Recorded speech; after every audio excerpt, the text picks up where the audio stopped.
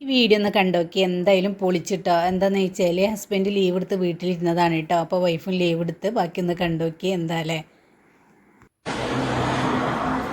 ഇതെന്തെന്ന് പോകുന്നില്ല? ഞാൻ ലീവാ. ലീവാ?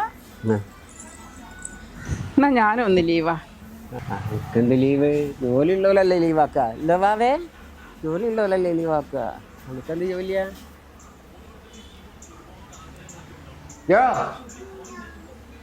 ജോ വിളിക്കുന്ന കേൾക്കുന്നില്ലേ? ചോറും കേട്ടോ. ഞാൻ പറഞ്ഞേക്കല്ലേ ഞാനിന്ന് ലീവാന്ന്.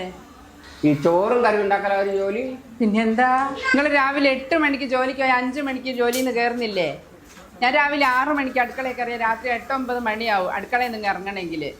അതാ ഞാൻ ശമ്പളം വാങ്ങാത്തതുകൊണ്ടാണ് എൻ്റെ ജോലി ആവാത്തത്. ഞാൻ അവിടെ പോയി നിന്നാൽ വെറുതെ ചോറും കറിയും ആകുമോ?